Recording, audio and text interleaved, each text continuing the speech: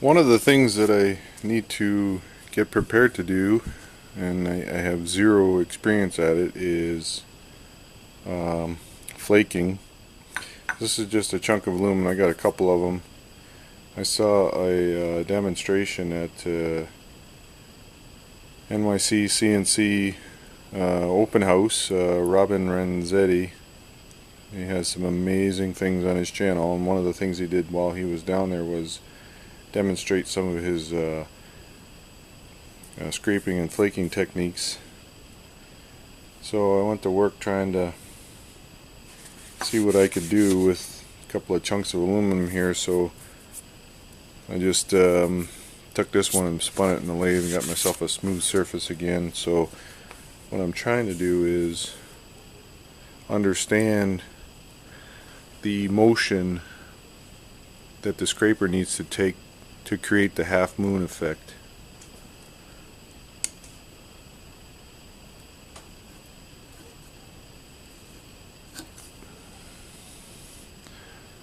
Looks more like a heartbeat symbol to me.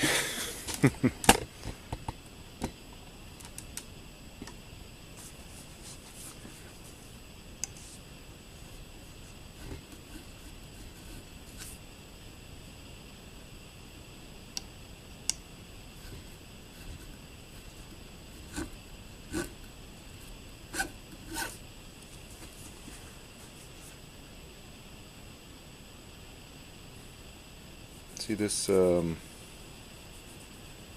this isn't too bad, this shape. These are a little long and narrow, these tails. So I might be rocking it too far.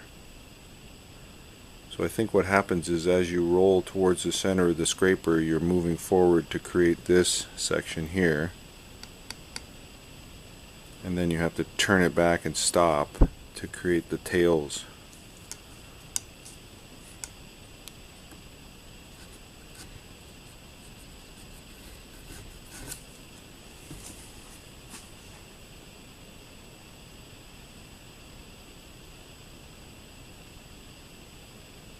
Yeah, see, I end up with this.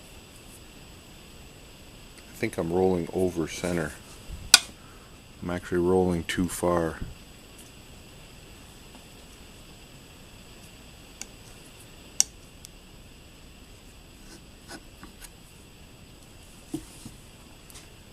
Ooh, that one's not bad.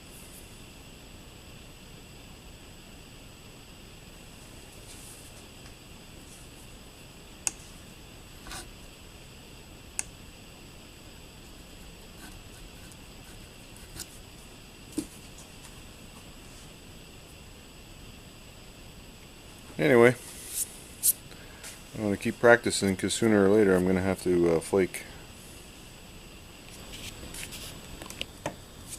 I switched over to, this is a scraper that I made up. Actually at the time I just brazed a piece of carbide onto some cold rolled and then it's in a hammer handle. But I'm starting to get that shape.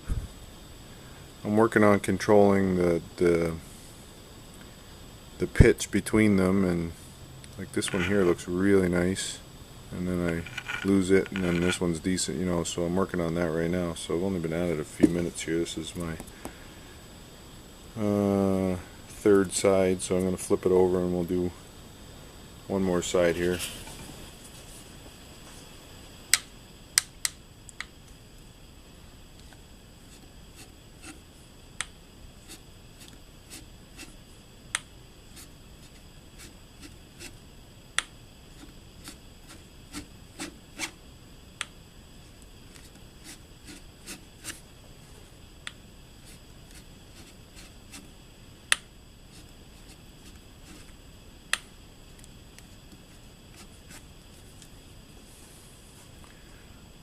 So you can see that's starting to get the half moon shape. I just have to figure out how to dial in to change how wide that is. It certainly is nice. Robin was practicing on aluminum, and it's certainly nice to see it in aluminum and work at it in aluminum just to get that feeling of what needs to be done to create that shape.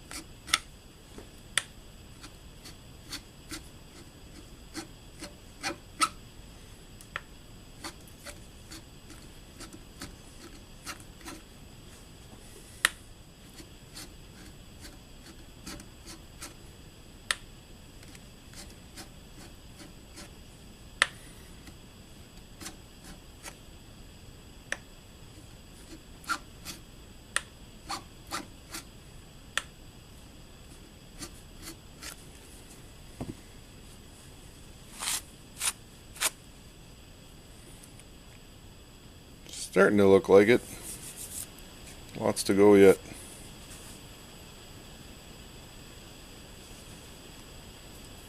Practice makes chips.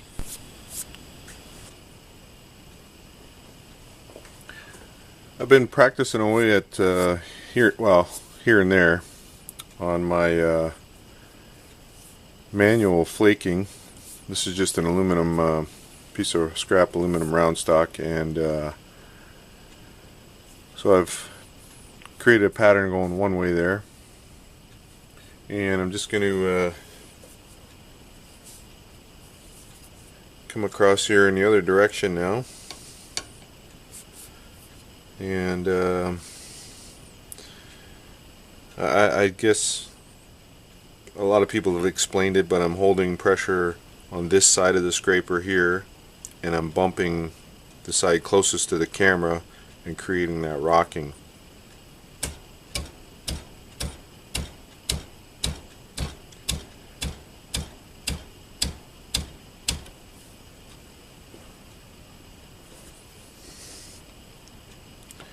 And then I'm just moving over.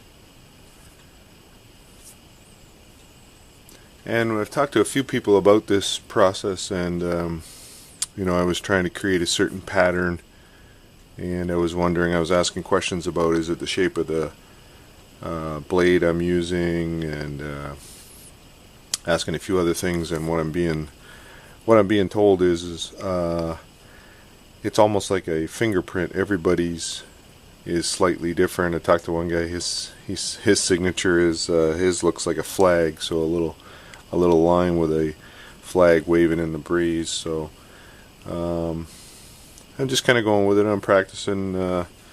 At some point I'm going to need to flake, so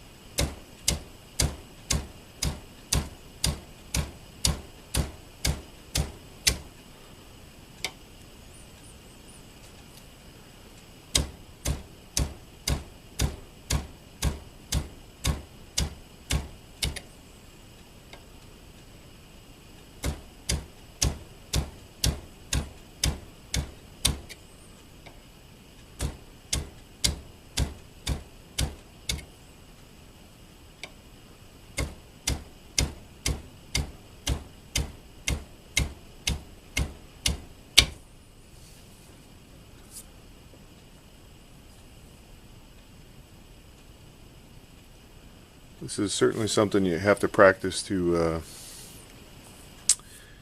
get any kind of pattern in it, and you know, trying to keep these lines straight and stuff. It's certainly a repetition thing.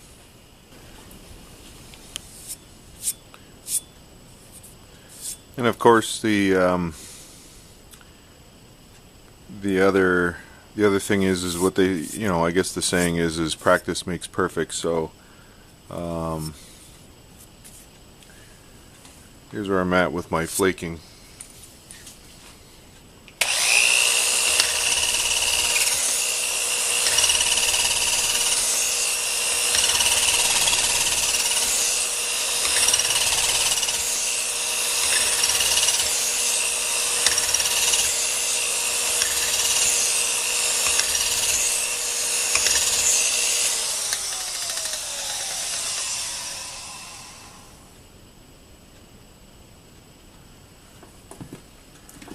Practice makes perfect, but bi-X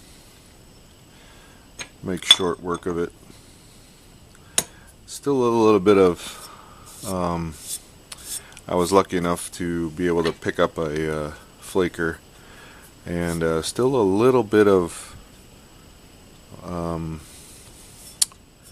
obviously some practice required, and you can see that the shape changes as you speed up or slow down, so it's very important to have the same motion going through there.